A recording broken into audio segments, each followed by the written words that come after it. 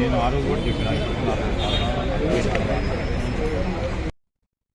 రాబోయే స్థానిక సంస్థల ఎన్నికల్లో పంచాయతీరాజ్ చట్టం 21 నిబంధనలు ఎత్తివేసి 3 పిల్లలు ఉన్నవారికి పోటీ చేసే అవకాశం కల్పించాల్సిందిగా ఆల్ ఇండియా ట్రైబల్ జేఏసీ నేతలు డిమాండ్ చేశారు. యూనివర్సిటీలోని ఆర్ట్స్ కళాశాల వద్ద నిర్వహించిన నిరసన కార్యక్రమంలో వారు మంత్రిమండలి ఈ అంశంపై చర్చించి సముచిత నిర్ణయం తీసుకోవాలని కోరారు. చంద్రబాబు పాలనలో ఈ నిబంధనను రద్దు చేసి ఎన్నికలు నిర్వహించిన విషయాన్ని గుర్తు చేస్తూ తెలంగాణలో కూడా ఇలానే జరగాలని డిమాండ్ చేశారు. అక్టోబర్ 18న బీసీ రిజర్వేషన్ల సాధన కోసం బీసీ సంఘాలు ప్రకటించిన బంద్కు పూర్తి మద్దతు ప్రకటించాయి. ఇంకా 10 సెకండ్లు కావాలి. సవరించాలి తెలంగాణ పంచాయతీరాజ్ చట్టాన్ని.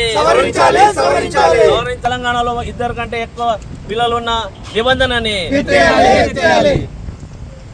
సవరించాలి. పంచాయతీరాజ్ చట్టాన్ని సవరించాలి. 3 పిల్లల నిబంధన ఎంతనే ప్రభుత్వం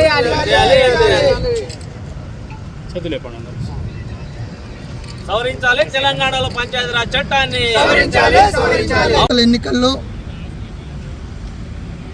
ఏదైతే తెలంగాణ రాష్ట్ర ప్రభుత్వం 2018లో ఏదైతే పంచాయతీరాజ్ చట్టంలో నిబంధన ఇద్దరు పిల్లల నిబంధన ఏదైతే ఉందో అది అతి త్వరలోనే ఎత్తేసి అందరికీ అవకాశం కల్పించవలసిందిగా రాష్ట్ర ప్రభుత్వానికి విజ్ఞప్తి చేస్తూ ఉన్నాం.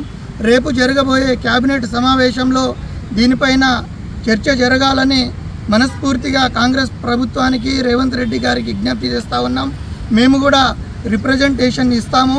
ఈరోజు లంబాడి ఆత్మగౌరవ వేదిక తరపున ఇక్కడ ఉస్మానియా యూనివర్సిటీలో వివిధ కుల సంఘాల నాయకులతో ఎస్సీ ఎస్టీ బీసీ మైనారిటీ అందరూ అన్ని సంఘాల ఈరోజు గ్రామీణ ప్రాంతాల్లో హాట్ టాపిక్గా నడుస్తున్న చర్చ స్థానిక సంస్థల ఎన్నికలు.